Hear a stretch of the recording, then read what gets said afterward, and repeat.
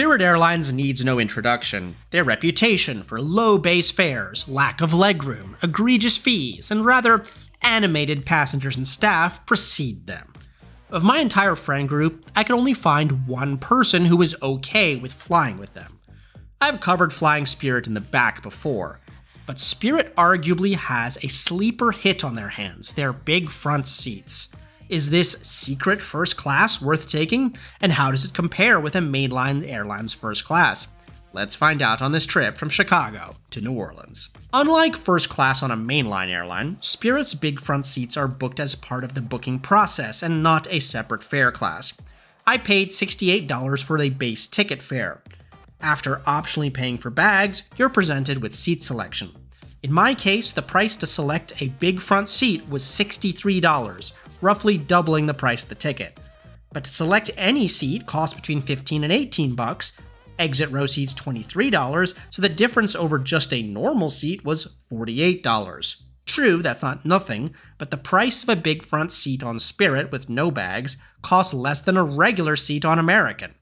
You also are given the opportunity to bid on a big front seat as you get closer to departure, but I didn't mind just paying it outright. So let's talk baggage. Spirit's basic fare only comes with a personal item, and it's a pretty small one. Anything larger gets counted as a carry-on, and if you get to the gate and need it, it's now $79. One positive recent change is the elimination of change and cancellation fees. Spirit had no announcement about it like Frontier did, and there's no details available when you click on it on their website, but you now get a credit, so that's nice. One final annoyance, I never got a confirmation email when I booked my ticket. I just so happened to write down my confirmation number. No, it didn't go to spam, and I got plenty of other emails from Spirit, but never got the confirmation. As someone who plans multiple trips simultaneously using TripIt, that's a big deal. So yeah, screenshot or write down your confirmation number, people. Spirit departs from Terminal 3 at O'Hare. With my confirmation number, I was able to check in online, so I missed the signature Spirit check-in experience.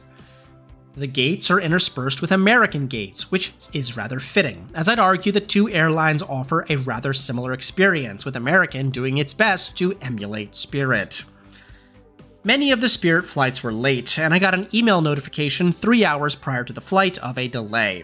Spirit's on-time performance isn't great at only 60.7%, but here there was bad weather and plenty of American flights were also late. Spirit, of course, loves to sell you add-ons by email or through the app. You can buy Wi-Fi for either $13 or $16, Zone 2 boarding for $10, and $13 for priority screening. If you have pre-check, there's no need for that, and frankly, I don't even know where the priority line is, and my big front seat already came with Zone 2 boarding, so paying for it again is silly. One thing I noticed was the frequent gate announcements explaining how boarding would work, and reminding people about the baggage restrictions and the non-negotiable fee for carry-on bags. Boarding began with a ton of pre-boards. Then the agent called Zones 1, 2, and 3 all at once. So yeah, if you'd paid for early boarding, bet you're feeling pretty taken advantage of there. However, despite all of the bluster, I didn't see any of the agents actually challenging anyone about their bag size, perhaps because the flight was late. Fortunately for this trip, I just had a backpack, and hey, how does Starlux tag get on my bag? Stay tuned, I guess. Spirit operates an all-Airbus fleet of A319s, 20s, and 21s, and the Neo version of the 20 and 21. Today's ride was on an older A320. The A320 has 8 big front seats across the first 2 rows. The seats are 18.5 inches wide and 36 inches of pitch. That's slightly less than the 21 inches of width and 37 inches of pitch on American, and hilariously, the seats are even less wide than the economy seats on Delta's A220. The seats don't recline at all, and there's no in-seat power of any kind. Also not so great about the seats, the padding or lack thereof. I could feel the metal bars in the seat. My back could feel it when the person behind me was using the in-seat pouch. I really didn't like American's first-class seats much, but they are still better. The flight attendant at the front was incredibly friendly, personally welcoming everyone. Boarding was also pretty quick, likely due to the lack of cabin baggage, and we pushed back only 20 minutes later.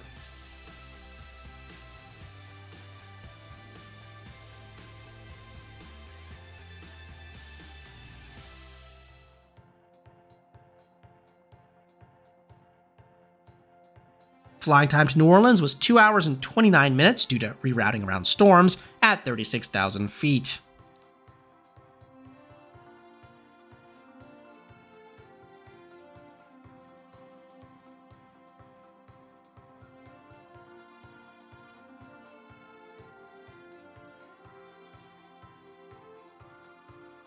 So obviously there's nothing included on Spirit, not even water. There's a buy on board menu, but it's far more reduced since I last covered them, and gone are the booze bombs. Prices are also pretty high.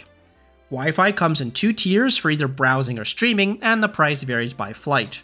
There's no streaming entertainment on offer either, but there is a moving map. Ha, that's something even American doesn't offer, although it never loaded the entire flight, so I guess it's more of a nice thought.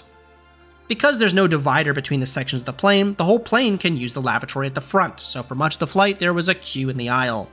Another difference between Spirit and a mainline airline was that there was no privacy at the front for the crew. The wall opposite their jump seats was transparent. I guess that was so they could keep an eye on their passengers better. And speaking of that, it was clear from the announcements that they were speaking to a different type of passenger. They were repeated announcements about the fasten seatbelt sign and what that meant, where the lavatories were, and how to put your device in airplane mode, and not to drink your own alcohol. I get it, a lot of Spirit's passengers are infrequent travelers, but I don't think I've ever been addressed like this, not even on Ryanair. We landed in New Orleans from the west, and touched down about an hour late. Of course, this being New Orleans, the windows immediately fogged up. So flying Spirit Airlines, and honestly it was just fine. While the big front seat isn't some sort of magical, game-changing, amazing experience, it made flying Spirit quite pleasant. Sure, American's first class is slightly nicer, but that's several times the price. But I must admit that I felt more anxious flying Spirit than I do flying American on the way back. Was it due to other travelers and their anxiety? Fear of the bag sizer? Lack of support if things went wrong? Likely a combination of all three. But more broadly, I think it's because Spirit sets you up to be adversarial from the start. They are trying to get you with fees, and you were trying to get one over on Spirit by not paying them.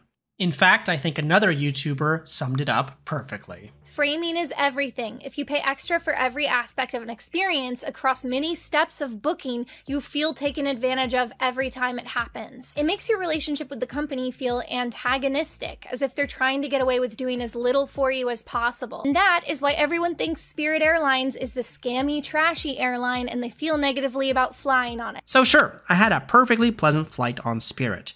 Whether you would, you'll have to let me know in the comments. Thanks for watching, and I'll see you on the next one.